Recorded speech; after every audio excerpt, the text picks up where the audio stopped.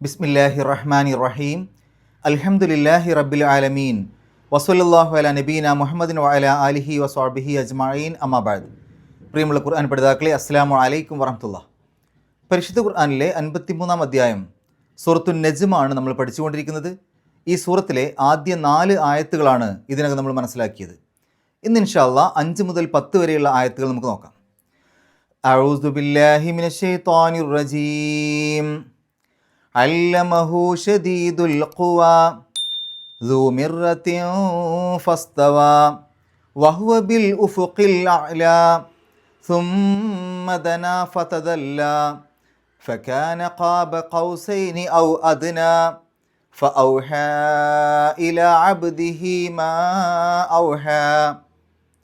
കഴിഞ്ഞ ദിവസം നമ്മൾ മനസ്സിലാക്കി, നക്ഷത്രത്തെ വെച്ചുകൊണ്ട് അള്ളാഹു സത്യം ചെയ്തുകൊണ്ട് പറയുകയാണ്, പ്രവാചകൻ സ്വല്ലല്ലാഹു അലൈഹി വസല്ലമയ്ക്ക് അബദ്ധം സംഭവിച്ചിട്ടില്ല, വഴിപിഴച്ചിട്ടുമില്ല.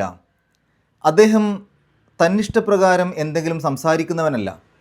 അള്ളാഹുവിൻ്റെ അടുത്ത് നിന്ന് കിട്ടുന്ന വഹയിൻ്റെ അടിസ്ഥാനത്തിലാണ് അദ്ദേഹം ദീനിൻ്റെ കാര്യങ്ങൾ, മതത്തിൻ്റെ കാര്യങ്ങൾ സംസാരിക്കുക എന്നുള്ള കാര്യമാണ് നമ്മൾ മനസ്സിലാക്കിയത്. ശേഷം അള്ളാഹു പറയുന്നു, അല്ലമഹു ഷദീദുൽ ഖുവ.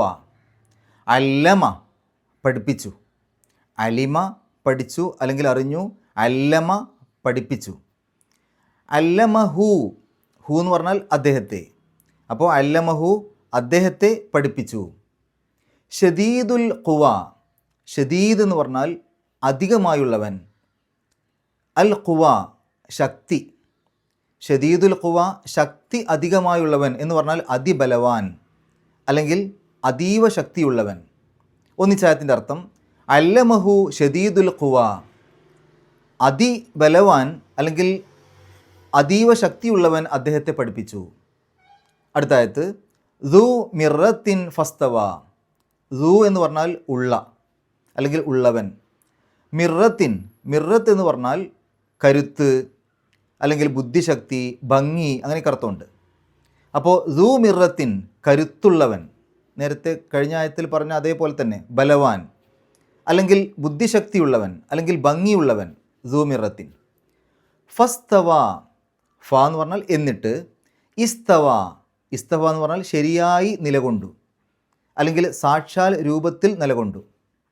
ഒന്നിച്ചായത്തിൻ്റെ അർത്ഥം ദു മിറത്തിൻ ഫസ്തവ, കരുത്തുള്ളവൻ അല്ലെങ്കിൽ ബലവാൻ എന്നിട്ട് ശരിയായ നിലയിൽ നിലകൊണ്ടു അല്ലെങ്കിൽ സാക്ഷാൽ രൂപത്തിൽ നിലകൊണ്ടു. അടുത്തായത് വഹുവ ബിൽ ഉഫുഖിൽ അഅല. വഹുവ, ഹുവ എന്ന് പറഞ്ഞാൽ അദ്ദേഹം അല്ലെങ്കിൽ അവൻ. വാവ് ഇസ്തിനാഫിയുടെ വാവ്, പ്രത്യേകിച്ച് അർത്ഥം കൊടുക്കണമെന്നില്ല, അല്ലെങ്കിൽ അങ്ങനെ ആവട്ടെ എന്നുള്ള അർത്ഥത്തിൽ അർത്ഥം കൊടുക്കാം. വഹുവ അദ്ദേഹമാകട്ടെ അല്ലെങ്കിൽ അവനാകട്ടെ. ബിൽ ഉഫുഖി, ബി എന്ന് പറഞ്ഞാൽ ഇൽ, പല അർത്ഥങ്ങളുണ്ട്. കൊണ്ട്, ഓട്, ഇൽ. ഇവിടെ നമുക്ക് ഇൽ എന്നർത്ഥം കൊടുക്കാം. ഉഫുഖ്, ഉഫുഖ് എന്ന് പറഞ്ഞാൽ ചക്രവാളം. ചക്രവാളം എന്ന് പറഞ്ഞാൽ എന്താണ്? സൂര്യൻ ഉദിക്കുകയും അസ്തമിക്കുകയൊക്കെ ചെയ്യുന്ന ആ ഒരു ഭാഗമുണ്ടല്ലോ ആകാശത്തിൻ്റെ, അതായത് ആകാശം ഭൂമിയുമായിട്ട് ഇങ്ങനെ തൊട്ടു എന്ന് തോന്നുന്ന ആ ഒരു സ്ഥലമുണ്ടല്ലോ, അവിടെ മുതൽ കുറച്ചൊരു ഉയർന്ന സ്ഥലത്തേക്ക്, ആകാശത്തിൻ്റെ കുറച്ച് ഉയർന്ന ഭാഗത്തേക്ക്, ആ ഒരു അത്രയും ആകാശത്തിൻ്റെ ആ ഒരു ഭാഗത്തെയാണ് ചക്രവാളം എന്ന് പറയുക. അത് ഉദയത്തിൻ്റെ ഭാഗത്തും ഉണ്ടാവും, അസ്തമയത്തിൻ്റെ ഭാഗത്തും ഉണ്ടാവും ആകാശത്തിൻ്റെ ആ ഒരു ഭാഗം. അപ്പോൾ ബിൽ ഉഫുഖി ചക്രവാളത്തിലാണ്. അൽ അഅല, അലി എന്ന് പറഞ്ഞാൽ ഉന്നതനായവൻ, അഅല എന്ന് പറഞ്ഞാൽ അത്യുന്നതമായ. അപ്പോൾ വഹുവ ബിൽ ഉഫുഖിൽ അഅല, അദ്ദേഹം അത്യുന്നതമായ ചക്രവാളത്തിലാണ്. സുമ്മ ദനാ ഫതദല്ല. അടുത്തായത് സുമ്മ പിന്നെ. ദനാ, ദനാ എന്ന് പറഞ്ഞാൽ അടുത്തു വന്നു. നമ്മൾ ദുനിയാവ് എന്നുള്ള വാക്ക് പറയാറില്ലേ ഇഹലോകത്തിന്, ദുനിയാവ്. അത് ശരിക്കും ദനാ എന്നുള്ളതിൽ നിന്ന് വന്നതാണ്. നമ്മളുടെ ജീവിതത്തോട് ഏറ്റവും അടുത്ത് നിൽക്കുന്നത് ദുനിയാവാണ്. ആഖിറത്ത് എന്ന് പറഞ്ഞാൽ പിന്നീട് ഇനി വരാൻ പോകുന്നതാണ്. അപ്പോൾ സുമ്മ പിന്നെ, ദനാ അദ്ദേഹം അടുത്തു വന്നു. ഫ തദല്ല, തദല്ല എന്ന് പറഞ്ഞാൽ ഇറങ്ങി വന്നു അല്ലെങ്കിൽ കൂടുതൽ അടുത്തെത്തി എന്നൊക്കെയാണ്. ഫ എന്നിട്ട് തദല്ല, അദ്ദേഹം വളരെ അടുത്തെത്തി അല്ലെങ്കിൽ ഇറങ്ങി വന്നു.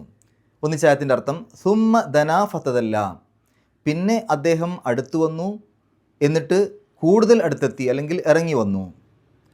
ഫ കാന ഖാബ ഖൗസൈനി ഔ അദ്ന. 9-ാമത്തെ ആയത്ത്.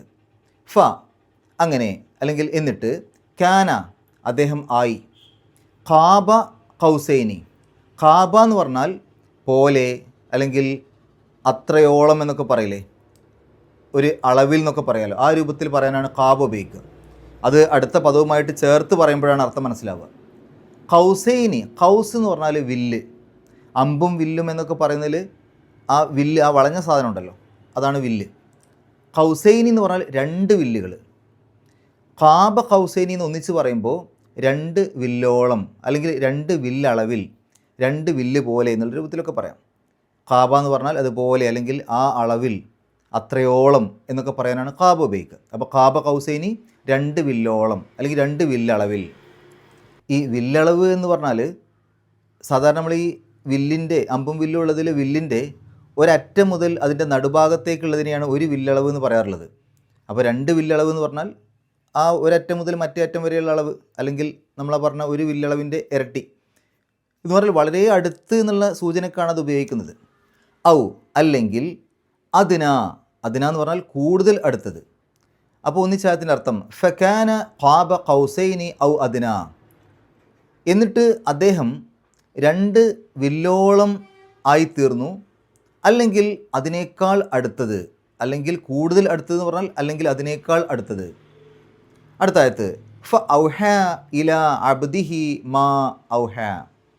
ഫ എന്നിട്ട്, അല്ലെങ്കിൽ അങ്ങനെ, ഔഹ അദ്ദേഹം വഹി നൽകി. ഔഹ എന്ന് പറഞ്ഞാൽ വഹി നൽകി, ബോധനം നൽകി. ആർക്കാണ് ബോധനം നൽകിയത്? ഇല അബ്ദിഹി. ഇല എന്ന് പറഞ്ഞാൽ ലേക്ക്. അബ്ദിഹി, അബ്ദുഹു എന്നൊക്കെ പറഞ്ഞാൽ അവൻ്റെ അടിമ. അബ്ദ് അടിമ, അബ്ദുഹു അല്ലെങ്കിൽ അബ്ദിഹി അവൻ്റെ അടിമ. ഇല അബ്ദിഹി അവൻ്റെ അടിമയിലേക്ക് എന്ന് പറഞ്ഞാൽ അവൻ്റെ അടിമക്ക്. മാ ഔഹ, മാ എന്ന് പറഞ്ഞാൽ അത്, യാതൊന്ന്. ഔഹ ബോധനം നൽകി. മാ ഔഹ ബോധനം നൽകിയത്, വഹി നൽകിയത്.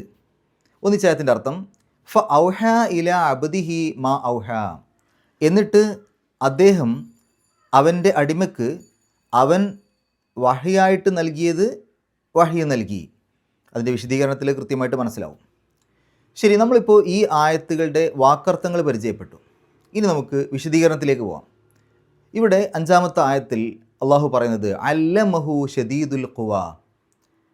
അതിബലമുള്ളവൻ, അതിബലവാൻ, അല്ലെങ്കിൽ അതീവ ശക്തിയുള്ളവൻ അദ്ദേഹത്തെ പഠിപ്പിച്ചു. ഇവിടെ ആരാണ് ഈ അതീവ ശക്തിയുള്ളവൻ, അതിബലവാൻ? ബഹുഭൂരിപക്ഷം പണ്ഡിതന്മാരുടെയും അഭിപ്രായം അത് ജിബ്രീൽ അലൈഹിസ്സലാത്തു വസ്സലാമയാണ്. നബി സല്ലല്ലാഹു അലൈഹി വസല്ലമയ്ക്ക് ഖുർആൻ അവതരിപ്പിച്ചു കൊടുത്തത് ഈ ഒരു ജിബ്രീൽ അലൈഹിസ്സലാത്തു വസ്സലാമയിലൂടെയാണല്ലോ. അപ്പോൾ ഇവിടെ അതിബലവാൻ അല്ലെങ്കിൽ അതീവ ശക്തിയുള്ളവൻ എന്നുള്ളത് കൊണ്ട് ഉദ്ദേശിക്കുന്നത് ജിബ്രീൽ അലൈഹിസ്സലാത്തു വസ്സലാമയാണ് എന്നാണ് ഭൂരിപക്ഷ അഭിപ്രായം. എന്നാൽ അള്ളാഹു ആണ് അവിടെ ഉദ്ദേശിക്കുന്നത് എന്നുള്ള അഭിപ്രായവും ചില പണ്ഡിതന്മാർക്കുണ്ട്. അല്ലമഹു അദ്ദേഹത്തെ പഠിപ്പിച്ചു. ആരെ? നബി സല്ലല്ലാഹു അലൈഹി വസല്ലമയെ, പ്രവാചകൻ സല്ലല്ലാഹു അലൈഹി വസല്ലമയെ പഠിപ്പിച്ചു. ആര്? ഷദീദുൽ ഖുവ, അതീവ ശക്തിയുള്ളവൻ.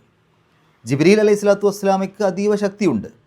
ആ ജിബ്രീൽ അലൈഹിസ്സലാത്തു വസ്സലാമയാണ് നബി സല്ലല്ലാഹു അലൈഹി വസല്ലമയെ ഖുർആൻ പഠിപ്പിച്ചത്. ഖുർആൻ പഠിപ്പിച്ചത് എന്ന് പറയുമ്പോൾ അള്ളാഹു എങ്ങനെയാണോ പഠിപ്പിക്കാൻ പറഞ്ഞത് ആ രൂപത്തിൽ നബി സല്ലല്ലാഹു അലൈഹി വസല്ലമയ്ക്ക് ഈ കാര്യങ്ങൾ പറഞ്ഞു കൊടുത്തു, അല്ലെങ്കിൽ പഠിപ്പിച്ചു കൊടുത്തു. ഖുർആൻ അവതരിപ്പിച്ചു കൊടുക്കുന്ന സമയത്ത് അത് എങ്ങനെയൊക്കെയാണോ നബി സല്ലല്ലാഹു അലൈഹി വസല്ലമയ്ക്ക് പറഞ്ഞു കൊടുക്കാൻ പറഞ്ഞത് ആ രൂപത്തിൽ ജിബ്രീൽ അലൈഹിസ്സലാത്തു വസ്സലാമ വന്ന് നബി സല്ലല്ലാഹു അലൈഹി വസല്ലമയെ അള്ളാഹു പറഞ്ഞ രീതിയിൽ പഠിപ്പിച്ചു കൊടുത്തു. ദൂ മിറത്തിൻ ഫസ്തവ.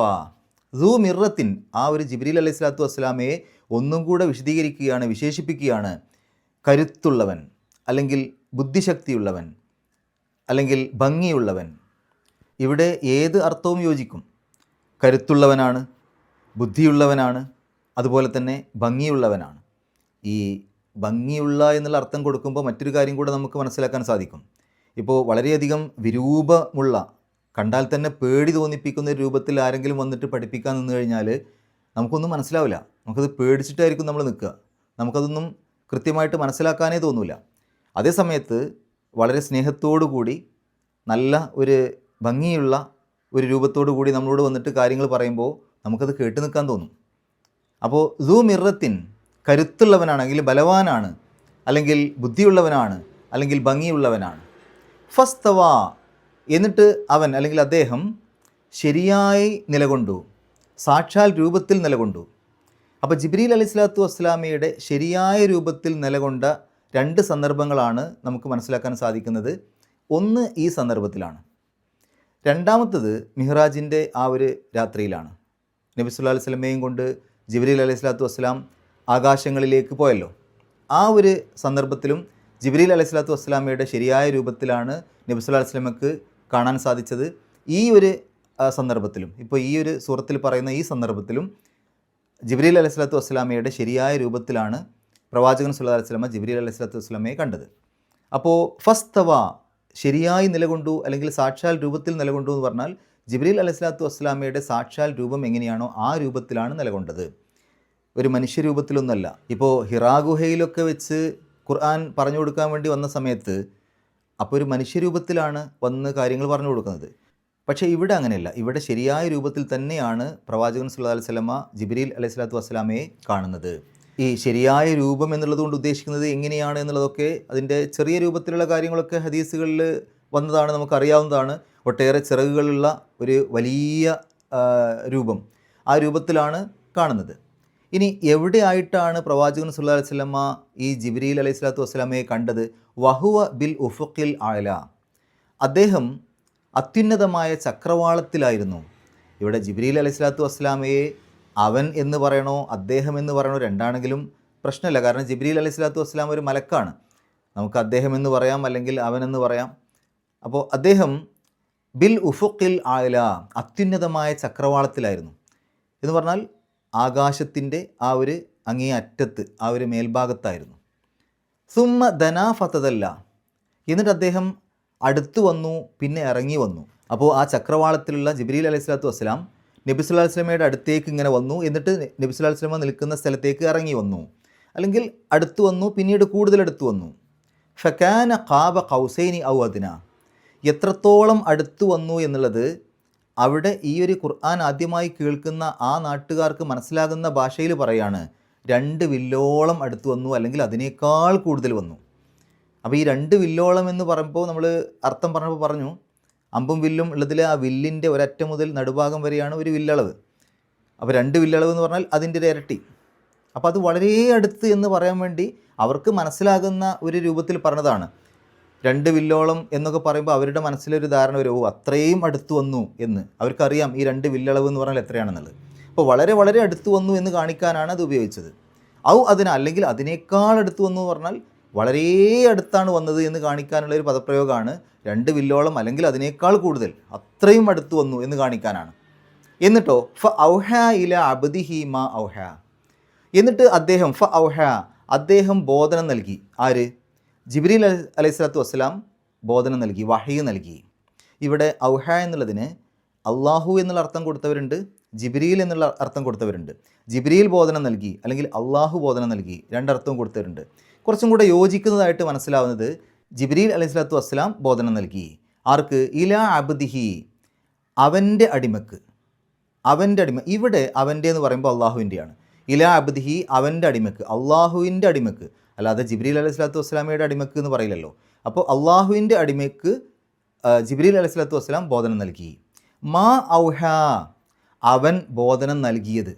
ആര്? അള്ളാഹു. അള്ളാഹു ബോധനം നൽകിയ കാര്യം ജിബ്രീൽ അലൈഹി സ്വലാത്തു വസ്സലാം അള്ളാഹുവിൻ്റെ അടിമക്ക് ബോധനം നൽകി. അപ്പോൾ അള്ളാഹു ബോധനം നൽകിയത്, അള്ളാഹു ജിബ്രീൽ അലൈഹി സ്വലാത്തു വസ്സലാമയെ ഒരു കാര്യം ഏൽപ്പിച്ചു, ഇതൊക്കെ നീ എൻ്റെ അടിമക്ക് ബോധനം നൽകണം എന്ന് പറഞ്ഞ് ഏൽപ്പിച്ചു. അപ്പോൾ അള്ളാഹു എന്താണോ ബോധനം നൽകിയത്, മാ ഔഹ, എന്താണോ ബോധനം നൽകിയത്, അല്ലെങ്കിൽ അള്ളാഹു ബോധനം നൽകിയ ആ കാര്യം, ഫ ഔഹ, അദ്ദേഹം ജിബ്രീൽ ബോധനം നൽകി ഇലാ അബ്ദിഹി, അള്ളാഹുവിൻ്റെ അടിമക്ക്. അള്ളാഹു ബോധനം നൽകാൻ ഏൽപ്പിച്ച കാര്യം ജിബ്രീൽ അലൈഹി സ്വലാത്തു വസ്സലാം അള്ളാഹുവിൻ്റെ അടിമക്ക് ബോധനം നൽകി. അപ്പോൾ ഇവിടെ ഈ ഒരു ആയത്തിൽ ആ ഒരു പരിശുദ്ധ ഖുർആൻ അവതരിച്ച ആ ഒരു കാര്യം കൃത്യമായിട്ട് പറയുകയാണ്. ഇത് നബി സല്ലല്ലാഹു അലൈഹി വസല്ലമ സ്വന്തമായിട്ട് കെട്ടിച്ചമച്ചുണ്ടാക്കിയ ഒരു സംഗതിയല്ല. ഇത് അള്ളാഹു ജിബ്രീൽ അലൈഹി സ്വലാത്തു വസ്സലാമയിലൂടെ പ്രവാചകൻ സല്ലല്ലാഹു അലൈഹി വസല്ലമയ്ക്ക് ഇറക്കിക്കൊടുത്ത കാര്യങ്ങളാണ്. അതാണ് അദ്ദേഹം നിങ്ങളോട് സംസാരിക്കുന്നത് എന്ന് കൃത്യമായിട്ട് അള്ളാഹു സ്ഥാപിക്കുകയാണ് ഈ ആയത്തുകളിലൂടെ. ഇനി നമുക്ക് ഈ ആയത്തുകളിൽ വന്ന പാരായണ നിയമങ്ങൾ നോക്കാം. അല്ലമഹു, അതിൻ്റെ അവസാനത്തിലൊരു ഹാ ഉൽ ഉണ്ട്. അതിനെ 2 അക്ഷരത്തിൻ്റെ ദൈർഘ്യം നീട്ടണം. കാരണം ആ ഹാ ഉൽ മുമ്പും ശേഷവുമുള്ള അക്ഷരങ്ങൾക്ക് ഹർക്കത്തുണ്ട്. മുമ്പ് മീമിന് ഫത്ഹ്, ശേഷം ഷീനിന് ഫത്ഹ്. അപ്പോൾ ഹു എന്നുള്ളതിൻ്റെ അപ്പുറത്തും ഇപ്പുറത്തുള്ള അക്ഷരങ്ങൾക്ക് ഹർക്കത്തുള്ളത് കൊണ്ട് ആ ഹു എന്നുള്ളതിനെ 2 ഹർക്കത്തിൻ്റെ ദൈർഘ്യം നീട്ടണം. അല്ലമഹു, അത് സൂചിപ്പിക്കാൻ ഒരു ചെറിയ വാവ് അവിടെ ഇട്ട് കൊടുത്തിട്ടുണ്ടാവും. അല്ലമഹു. ഷദീദുൽ ഖുവ, ദു മിറത്തിൻ, മിറത്തിൻ എന്നുള്ളതിൻ്റെ അവസാനത്തിൽ തൻവീനാണ്, ശേഷം ഫ ആണ്. അവിടെ ഇഖ്ഫാ ചെയ്യണം, മറച്ചു വെച്ചുകൊണ്ട് മണിക്കണം, അല്ലെങ്കിൽ അവ്യക്തമാക്കി മണിക്കണം. അപ്പം മിറത്തിൻ ഫസ്തവ, മിറത്തിൻ എന്ന് പറയില്ല, മിറത്തിൻ ഫസ്തവ. വഹുവ ബിൽ ഉഫുഖിൽ അഅല, ഇവിടെ ഉഫുഖി, അവിടെ ഫാഇന് ലമ്മാണ്, ഉഫ്ഖി എന്ന് പറയരുത്, ഉഫുഖി. ഫു എന്നുള്ളത് ആ ലമ്മോട് കൂടി പറയാം. ബിൽ ഉഫുഖിൽ അഅല. സുമ്മ, മീമിൻ്റെ ഷദ് മണിക്കുക. ദന ഫതദല്ല ഫകാന ഖാബ ഖൗസൈനി ഔ അദ്ന, അവിടെ ദാലിന് സുക്കൂന്, കൽക്കലത്തിൻ്റെ അക്ഷരമാണ്, എടുത്ത് പറയണം, കുറച്ച് വെളിവാക്കി പറയണം. ദ് എന്നുള്ള ശബ്ദം പുറത്തേക്ക് കേൾക്കണം. അദ്ന. ഫ ഔഹ ഇല, ഔഹ എന്നുള്ളിടത്തുള്ള നീട്ടലിന് ശേഷം ഹംസ വന്നു. ഇല എന്നുള്ളതിൻ്റെ തുടക്കത്തിൽ ഹംസയാണ്. അപ്പോൾ ഔഹ എന്നുള്ളതിൻ്റെ അവസാനത്തിൽ ഒരു നീട്ടലുണ്ട്, ഇല എന്നുള്ളതിൻ്റെ തുടക്കത്തിൽ ഹംസയുണ്ട്. ഇത് അടുത്തടുത്താണ്. മദ്ദും ഹംസയും, നീട്ടലും ഹംസയും അടുത്തടുത്ത് വന്നു, പക്ഷേ വ്യത്യസ്ത പദങ്ങളിലാണ്. മദ്ദും ഹംസയും കിടക്കുന്നത് വ്യത്യസ്ത പദങ്ങളിലാണ്. അങ്ങനെയാവുമ്പോൾ 4 5 ഹർക്കത്തിൻ്റെ ദൈർഘ്യം നീട്ടാൻ അനുവാദമുണ്ട്, നിർബന്ധമല്ല. ഫ ഔഹ ഇല. ഇനി 2 ഹർക്കത്തിൻ്റെ ദൈർഘ്യം നീട്ടിയാലും മതി, ഏറ്റവും ചുരുങ്ങിയത് അതാണല്ലോ. അപ്പോൾ 2 മുതൽ 4 5 ഹർക്കത്തിൻ്റെ ദൈർഘ്യം വരെ അവിടെ നീട്ടാൻ അനുവാദമുണ്ട്. ഇല അബ്ദിഹി, ബാഇന് സുക്കൂന്, കൽക്കലത്തിൻ്റെ അക്ഷരമാണ്, എടുത്ത് പറയണം. അബ്, ബ് എന്നുള്ള ശബ്ദം പുറത്തേക്ക് കേൾക്കണം. അബ്ദിഹി. ഹി എന്നുള്ളത് ഹ ഉലമീറാണ്, അതിൻ്റെ മുമ്പും ശേഷവുമുള്ള അക്ഷരങ്ങൾക്ക് ഹർക്കത്തുണ്ട്. നേരത്തെ സൂചിപ്പിച്ച പോലെ ഇവിടെയും അതിന് 2 ഹർക്കത്തിൻ്റെ ദൈർഘ്യം നീട്ടണം. അപ്പോൾ ഹി എന്ന് കുറച്ച് 2 ഹർക്കത്തിൻ്റെ ദൈർഘ്യം നീട്ടുക. അതിനെ സൂചിപ്പിക്കാൻ ഒരു യാഇൻ്റെ കഷ്ണം അവിടെ കൊടുത്തിട്ടുണ്ടാവും. അവിടെ ആ കാണുന്നത് ഒരു യാഇൻ്റെ കഷ്ണമാണ്.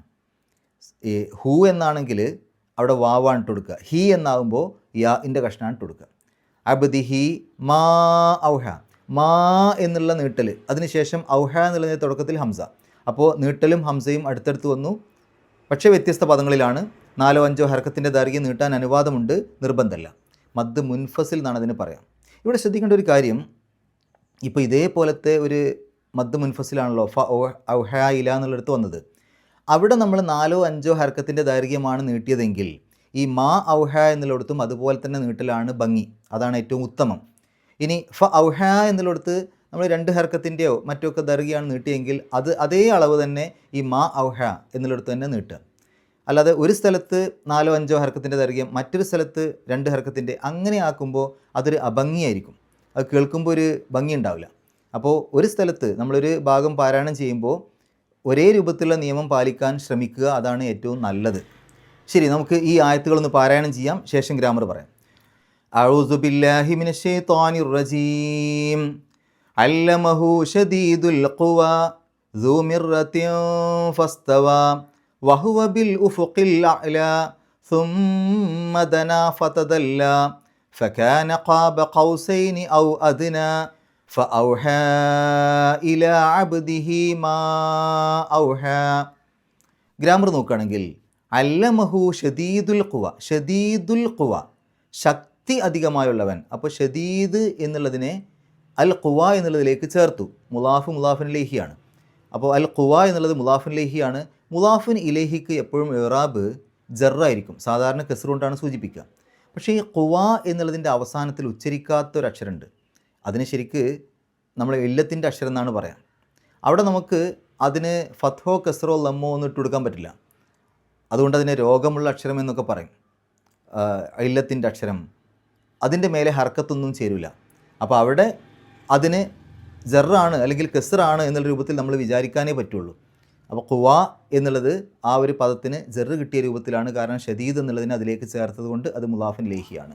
ദു മിറത്തിൻ, ഇവിടെയും ഇതേ നിയമം തന്നെയാണ്, അതായത് മിറത്ത് എന്നുള്ളതിലേക്ക് ദു എന്നുള്ളതിനെ ചേർത്തു. അപ്പോൾ മിറത്ത് എന്നുള്ളത് മുലാഫിൻ ഇലൈഹിയാണ്, അതിന് ഇറാബ് ജറ് കിട്ടണം. ഇവിടെ ശരിക്കും അതിന് ജറ് ഇട്ട് കൊടുത്തിട്ടുണ്ട്. മിറത്തിൻ അവസാനത്തിൽ ആ കസർ തൻവീനുണ്ടല്ലോ, അത് ജറിനെ സൂചിപ്പിക്കാൻ വേണ്ടിയാണ് ഇട്ട് കൊടുത്തത്. അപ്പോൾ മിറത്ത് എന്നുള്ളത് മുലാഫിൻ ഇലൈഹിയാണ്. ഫസ്തവ വഹുവ ബിൽ ഉഫുഖി, ബി എന്നുള്ളത് ഹർഫ് ജറാണ്. ബിക്ക് ശേഷം വരുന്ന ഇസ്മുകൾക്ക് ജറ് കിട്ടും, അതുകൊണ്ട് ബിൽ ഉഫുഖി, ആ ഉഫുഖി അവസാനത്തിൽ കസറിട്ടല്ലോ, അത് ജറ് സൂചിപ്പിക്കാനാണ്. ബി വന്നതുകൊണ്ടാണ് ജറ് കിട്ടിയത്. ബിസ്മി എന്നല്ലേ പറയാം, ഇസ്മു എന്നുള്ളതിന് അതിൻ്റെ മുമ്പിൽ ബി വരുമ്പോൾ ബിസ്മി അവസാനത്തിൽ കസറിട്ടിട്ട് ജറ് കൊടുക്കും. ബിൽ ഉഫഖിൽ അഅല സുമ്മ ദനാ ഫതദല്ല ഫകാന ഖാബ ഖൗസൈനി. ഖാബ ഖൗസൈനി എന്നുള്ളത് മുലാഫ് ഇലൈഹിയാണ്. ഈ ഖാബ എന്നുള്ളത് മുലാഫാണ്. ആ ഖാബ എന്നുള്ള പദത്തെ ഖൗസൈനി എന്നുള്ളതിലേക്ക് ചേർത്തു. അപ്പോൾ ശരിക്ക് റഫ്ഇൻ്റെ രൂപം ഖൗസാനി എന്ന് പറഞ്ഞാണ്. നസ്ബിൻ്റെയും ജെറിൻ്റെയും രൂപമാണ് ഖൗസൈനി എന്ന് പറയൽ. അപ്പോൾ ഇവിടെ ഖൗസൈനി, ഇപ്പോൾ കലമാനി എന്ന് പറഞ്ഞാൽ എന്താണ്? 2 പേന. കലമൈനി എന്ന് പറഞ്ഞാലോ അതും 2 പേന. എന്താ വ്യത്യാസം? കലമാനി എന്ന് പറയുമ്പോൾ അത് റഫ്ഇൻ്റെ രൂപമാണ്. കലമൈനി എന്ന് പറയുമ്പോൾ അത് നസ്ബിൻ്റെയും ജെറിൻ്റെയും രൂപമാണ്. അർത്ഥമൊക്കെ ഒന്ന് തന്നെയാണ്. കലമാനി എന്ന് പറഞ്ഞാലും കലമൈനി എന്ന് പറഞ്ഞാലും 2 പേന തന്നെയാണ്. അപ്പോൾ ഇവിടെ ഖൗസാനി എന്ന് പറഞ്ഞാലും ഖൗസൈനി എന്ന് പറഞ്ഞാലും 2 വില്ലുകൾ എന്നാണ്. പക്ഷേ എന്തുകൊണ്ട് ഖൗസാനി ഉപയോഗിക്കാതെ ഖൗസൈനി ഉപയോഗിച്ചു? ഖാബ എന്നുള്ളതിനെ ഈ പദത്തിലേക്ക്, ഖൗസാനി എന്നുള്ള പദത്തിലേക്ക് ചേർത്തിയപ്പോൾ ഈ ഖൗസാനി എന്നുള്ള പദത്തിന് ജെറ് കിട്ടണം. ജെറ് എങ്ങനെ കൊടുക്കുക? ഖൗസാനി എന്നുള്ള പദത്തിന് ജെറ് കൊടുക്കാൻ അതിനെ ഖൗസൈനി എന്നുള്ള രൂപത്തിലേക്ക് മാറ്റി എഴുതുകയാണ് ചെയ്യുക. അപ്പോൾ ഖൗസൈനി എന്നുള്ളത് ജെറ് കിട്ടിയ രൂപമാണ്. ഔ അദ്ന ഫ ഔഹ ഇല അബ്ദിഹി. ഇല എന്നുള്ളത് ഹർഫ് ജറാണ്. ഇലയ്ക്ക് ശേഷം വരുന്ന ഇസ്മുകൾക്ക് ജെറ് കിട്ടും. അപ്പോൾ ഇവിടെ അബ്ദ് എന്നുള്ള പദം വന്നു. ആ അബ്ദ് എന്നുള്ള പദത്തിന് ജെറ് കിട്ടണം. അത് കസ്ർ കൊണ്ട് തന്നെ സൂചിപ്പിക്കാൻ പറ്റും. അതുകൊണ്ടാണ് അബ്ദി എന്ന് എഴുതിയത്. അബ്ദി എന്ന് പറയുമ്പോൾ അതിൻ്റെ അവസാനത്തിൽ കസ്റാണല്ലോ. അങ്ങനെ അവസാനത്തിൽ കസ്ർ വന്നാൽ പിന്നെ അതിനോട് കൂടി ഹാ ഉലമീർ ചേർക്കുമ്പോൾ കസ്റുള്ള രൂപത്തിൽ തന്നെയാണ് അതും ചേർക്കുക. അതായത് അബ്ദിഹി എന്നാണ് പറയുക, അല്ലാതെ അബ്ദി ഹൂ എന്ന് പറയില്ല. അതേ സമയത്ത് അബ്ദു എന്ന് പറഞ്ഞാൽ അതിനുശേഷം പിന്നെ അബ്ദു എന്നുള്ളതിൻ്റെ അവസാനത്തിൽ ലമ്മ ആയതുകൊണ്ട് ലമ്മുള്ള രൂപത്തിൽ തന്നെയാണ് ഹാ ഉലമീർ ചേർക്കുക. അബ്ദുഹു എന്ന് പറയും, അബ്ദുഹു എന്ന് പറയും, അബ്ദിഹി എന്ന് പറയും. രണ്ടും അർത്ഥം ഒരേപോലെ തന്നെയാണ്. ഇത്രയും കാര്യങ്ങളാണ് ഈ ആയത്തുകളിലൂടെ നമ്മൾ മനസ്സിലാക്കേണ്ടത്. അള്ളാഹു പരിശുദ്ധ ഖുർആൻ ഏറ്റവും നല്ല രൂപത്തിൽ പഠിക്കുവാനും അത് ജീവിതത്തിൽ പകർത്തുവാനും കഴിവിൻ്റെ പരമാവധി മറ്റുള്ള ആളുകൾക്ക് എത്തിച്ചു കൊടുക്കുവാനുമുള്ള സന്മനസ്സും തൗഫീക്കും സൗഭാഗ്യവും നമുക്കേവർക്കും പ്രദാനം ചെയ്യുമാറാകട്ടെ. വാഹൃദവാൻ അൽഹംദുലില്ലാഹി റബ്ബിൽ ആലമീൻ. അസ്സലാമു അലൈക്കും വറഹ്മത്തുള്ളാഹി.